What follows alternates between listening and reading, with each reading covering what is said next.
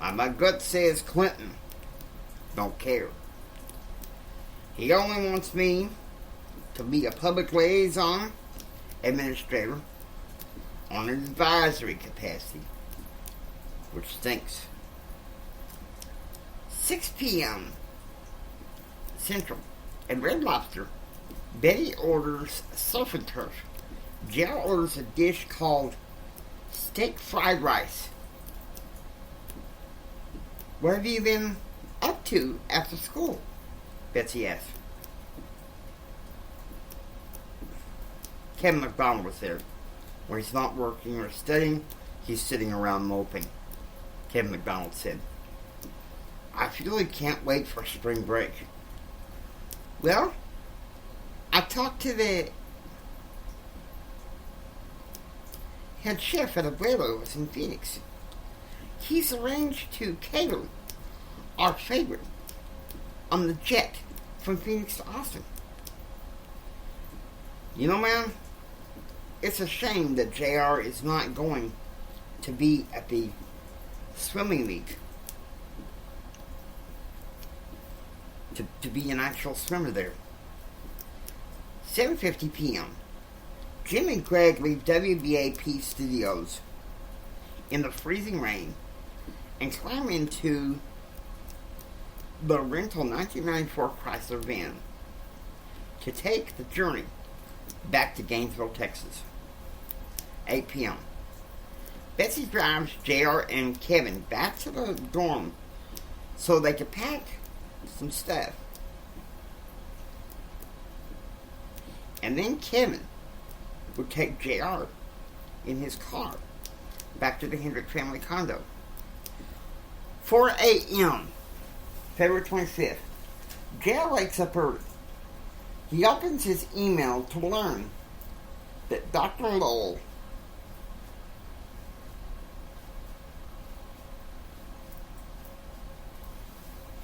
had sent his professors Diedrich and Hooper medical excuse letter stating that JR was heading to the Mayo Clinic in Phoenix for tests.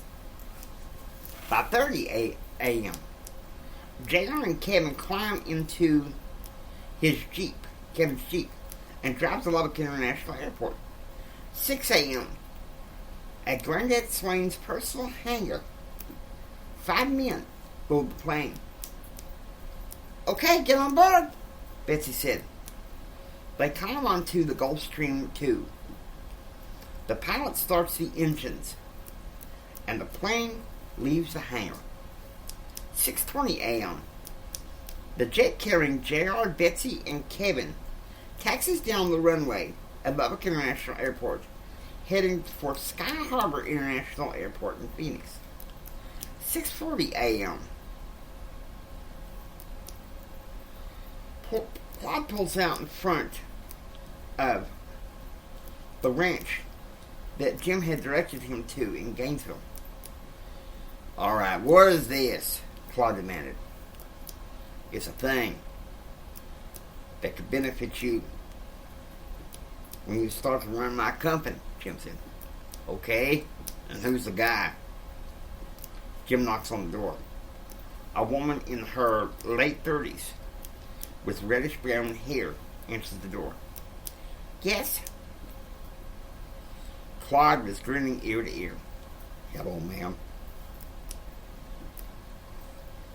Patricia, for Pete's sake, just let them in. A male voice called from the house. Right this way, gentlemen, the woman said, opening the door and ushering them in. Patricia, get us something to drink, and quickly. Hey, it's good to see you again, Hendrick. Martin Madison said. Likewise. This is my friend Claude. He'll be taking over my business interest while I'm in Washington. Sit down. Take a load off, Martin said, sitting by the fireplace in his recliner. Now, what did you tell him about me, about Martin Madison? Martin's a good friend of mine, Claude. The truth?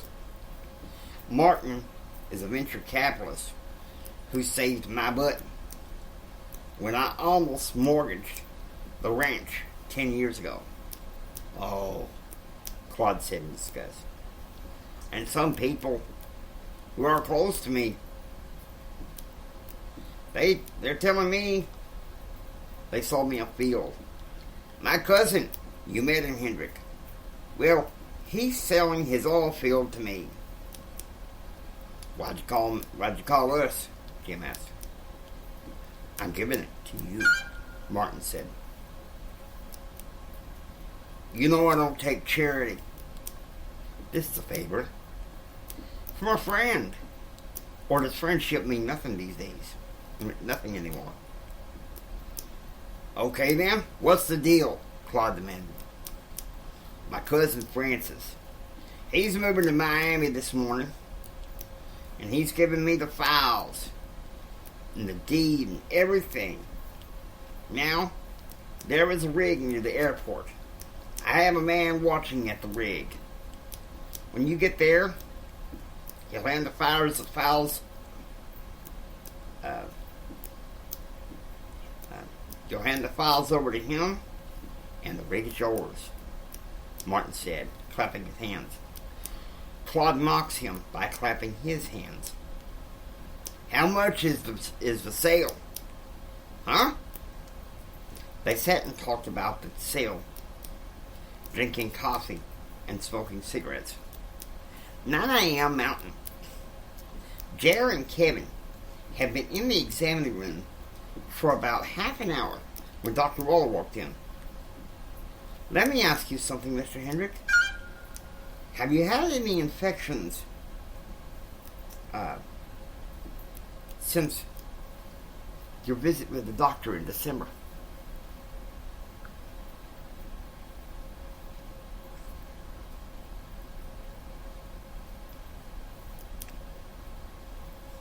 Dr. Lowell asked. Yes, I had two flus. One in January, one in February, Kevin said. He is my roommate at this time, and I'm surprised how he functions through it. Sounds like dangerously low cortisol levels. Do you have your 24-hour urine sample? Yes, Doc, I have it. He walks out the door and beckons to a nurse. Grace, take this sample and Mr. Hendrick down to the lab. I'm writing out the lab orders at this instant, and they will receive a fax. 5 vials of blood. 10 a.m. Mountain. At the lab downstairs, JR's orders are faxed in. A technician named Charlotte places the needle in his arm and drew 5 vials of blood. The doctor had instructed them to wait until noon to get the results from him. 12 p.m. Mountain. In the Mayo Primary Clinic waiting room, Dr. Lowell stepped out to talk to Betsy and JR. Well, your thyroid function and kidney function checked out. Fine. But I see some problems. For one thing, your testosterone is a little low. And JR, your cortisol is very low. One of the nurses heard you cough like you had asthma during the blood test. And a fellow doctor of mine saw you go to the bathroom. It seemed like a couple of times like you had diarrhea. I'm taking for him for testing at the Center for Endocrinology when he's in Washington with us this summer. All right, Dr. Lowell said. But I want him back here in the Mayo Clinic Hospital in January for a couple of days tests and observation.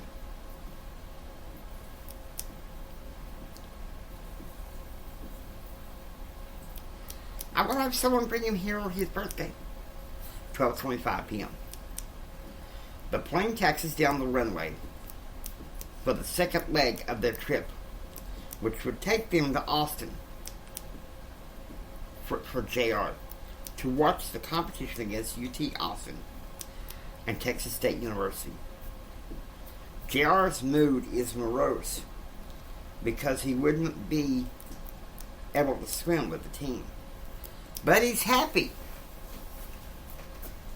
to eat his favorite smothered beef and bean burrito. Combination burrito, rather. 3:30 p.m. Central. The Hendrick party, namely Betsy, JR, and Kevin, arrive at the Mueller Airport in Austin, Texas. A Cadillac stretch limo, Betty rented, took them to the swimming center at UT Austin. 5 p.m. In Austin, Jaron goes sits with the team on the bleachers. The diving competition was on first with Brent Clark going first, scoring a 9.0 qualified him for the Odessa University College Invitational next week. Charlie Nation was next and scored a 5.5, which disqualified him for a few weeks. Meanwhile, at the Hendrick House in Gainesville, Jim and Claude get into a debate.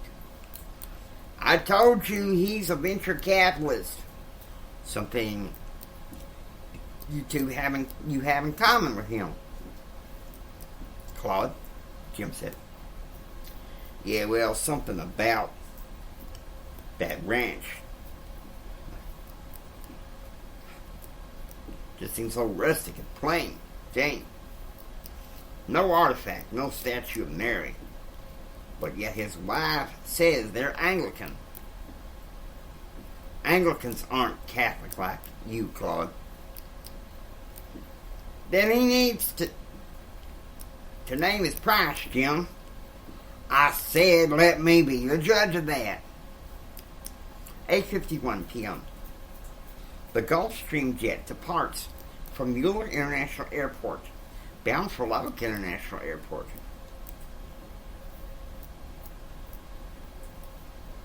Where Kevin and Betsy and JR would stay tonight at the Hendrick family condo before Betsy left for Midland at noon tomorrow. And JR and Kevin would go back to their dorm. 10 p.m. The plane lands and makes its way to Jeremy Swain's hangar. Okay, guys, let's go back to the condo, Betsy said. Matilda is going to make the best breakfast for you guys in the morning. And I'll be around until noon before I have to drive home and meet your daddy, JR, Betsy said.